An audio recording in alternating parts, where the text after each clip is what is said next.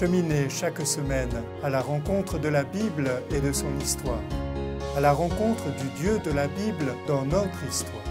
Écoutez les mots du livre, feuilletez les pages du livre et nous émerveiller de ce qu'elles disent.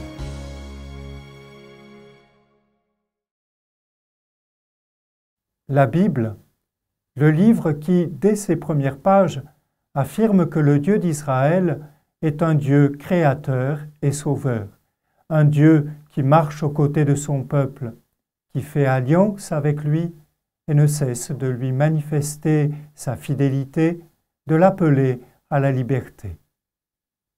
Moïse gravit la montagne du Sinaï.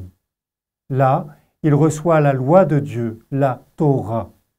La loi du Sinaï, c'est essentiellement les 10 commandements. Cependant, dans la suite des temps, on complétera ceci par ce qu'on pourrait appeler des décrets d'application. On les trouve essentiellement dans le Lévitique, mais aussi dans la seconde partie de l'Exode, dans le livre des Nombres et dans celui du Deutéronome. Les Hébreux perçoivent leur loi comme don du Dieu qui les a arrachés à l'esclavage et a fait d'eux un peuple libre. Il est donc tout à fait normal qu'une grande partie de leur législation porte sur le rapport des hommes avec Dieu, c'est-à-dire sur le culte, les sacrifices, les offrandes, mais elle traite aussi des rapports sociaux. Ces deux aspects des règles d'Israël sont inséparables. Ce qu'exprime en quelques mots le Lévitique, « Soyez saints, car moi, le Seigneur votre Dieu, je suis saint ».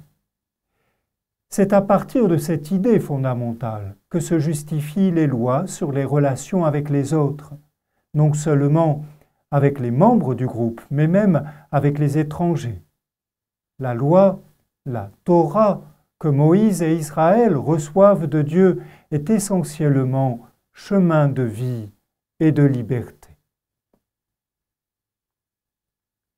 Le Seigneur dit à Moïse « Inscris ces paroles, car c'est sur la base de ces paroles que je conclus avec toi une alliance, ainsi qu'avec Israël. » Moïse fut donc avec le Seigneur 40 jours et 40 nuits.